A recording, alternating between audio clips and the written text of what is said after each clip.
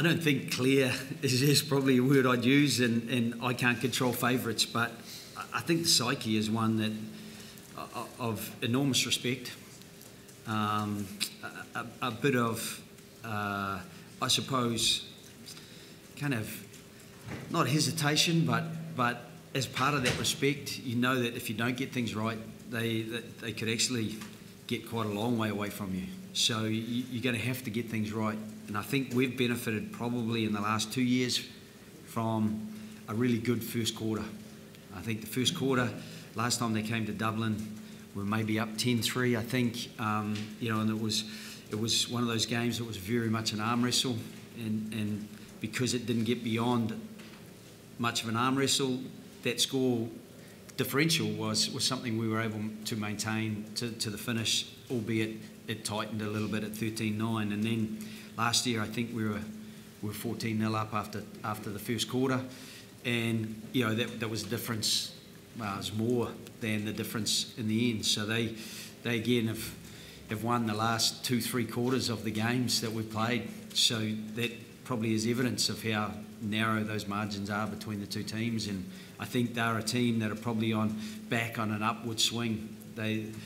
They did taper a bit during the Six Nations last year, and that would have been frustrating for them. So they'll be driven to rebound well, and I think they did that in November. You saw that in the games they played, and probably were unlucky not to go through that unbeaten, that November series. And they've got a few guys just back, fresh and playing pretty well. I thought Manu Tuolangi went well against Bestie and his lads last weekend, and obviously Billy Vunapola's back, Marco's back.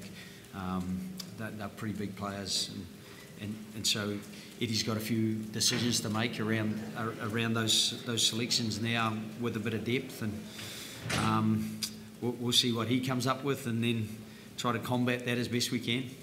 I've got to say, I enjoyed the banter with Eddie.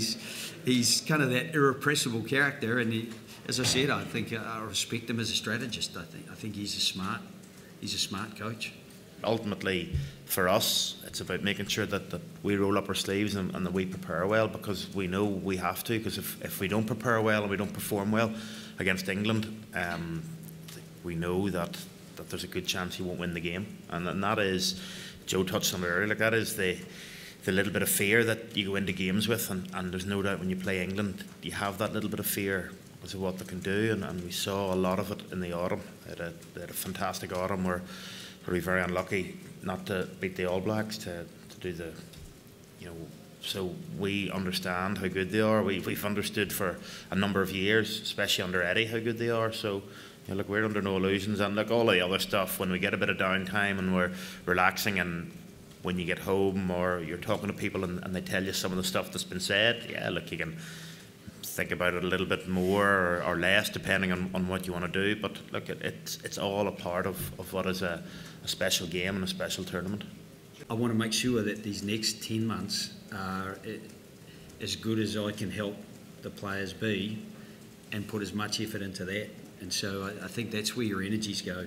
If you start getting distracted about what happens beyond that, I've had an incredibly planned life for so many years. You get the daily itinerary. One of the girls in the office gives me my schedule for the week. If this is where I'm going to go, and this is who I'm visiting, or this is the club I'm at, or school I'm at, or whatever. And so I'm kind of looking forward to having 12 months where I can just invest that energy in one direction, and also not have a daily itinerary or a weekly plan that says, you know, this is how you fill your time, and it is very well filled, I've got to say.